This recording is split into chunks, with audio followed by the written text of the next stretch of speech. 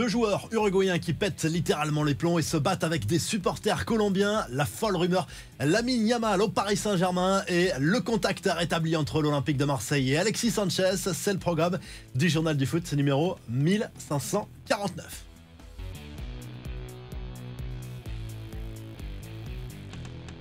Après l'élimination des Bleus à l'Euro, les critiques se concentrent sur Didier Deschamps, accusé de ne pas exploiter à sa juste valeur le potentiel des Bleus. Est-il en fin de cycle, en manque d'idées? La position de la Fédération française de foot est claire. Pas question de changer quoi que ce soit. Le sélectionneur de l'équipe de France est sous contrat jusqu'à la Coupe du Monde 2026. Et l'objectif de l'Euro était d'atteindre le dernier carré minimum. Daniel Riolo, lui, a durement critiqué Didier Deschamps sur RMC, comme d'autres consultants comme Dimeco, Dugarry et Petit. À leurs yeux, le sélectionneur de l'équipe de France est le premier responsable de l'élimination des Bleus. Il pue le non-foot, il faut passer à autre chose. Ça suffit maintenant, on ne veut plus de lui. Les Français ne veulent plus te voir, à lâcher à Riolo.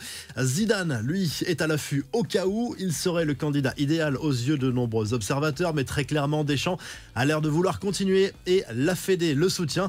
On connaît l'affiche de la finale de la Copa América 2024. C'est la Colombie qui affrontera l'Argentine dimanche après sa victoire 1-0 contre l'Uruguay. Malheureusement, on retient surtout les incidents survenus à la fin du match. Une bagarre entre supporters des deux camps a éclaté dans les tribunes et l'attaquant de la Céleste, Darwin Núñez, est intervenu pour protéger ses proches et distribuer quelques gifles, comme Ronald Araujo, l'attaquant de Liverpool, a lui aussi reçu des coups, des images déplorables. L'actu du mercato avec cette folle rumeur qui nous vient d'Espagne, le PSG serait prêt à faire une offre colossale pour attirer Lamine Yamal. On parle de 250 millions d'euros pour la pépite espagnole, version totalement démentie du côté du Paris Saint-Germain. Un tel montant constituerait en tout cas un record, mais le club catalan n'est pas vendeur.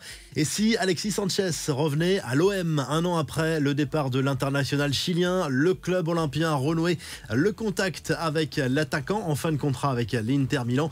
On est loin d'un accord, mais Sanchez est chaud pour revenir. Kylian Mbappé, lui, devra stopper ses vacances en début de semaine prochaine pour sa présentation XXL au Real Madrid.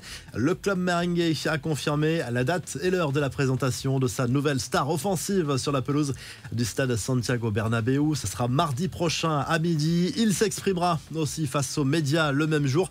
Raphaël Varane, lui, se rapproche peut-être de la Serie A, actuellement libre de tout contrat. Le défenseur central français intéresse Com. Le promu est de plus en plus confiant dans ce dossier.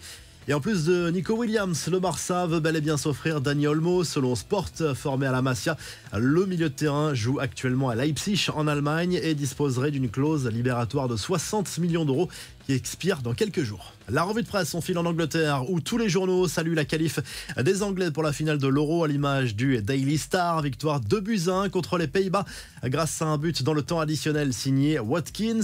En Italie, la Gazette dello Sport se penche sur l'accord trouvé entre l'AC Milan et Youssouf Fofana pour un contrat de 5 ans. Il reste à trouver maintenant un accord avec l'AS Monaco qui souhaite 25 millions d'euros minimum.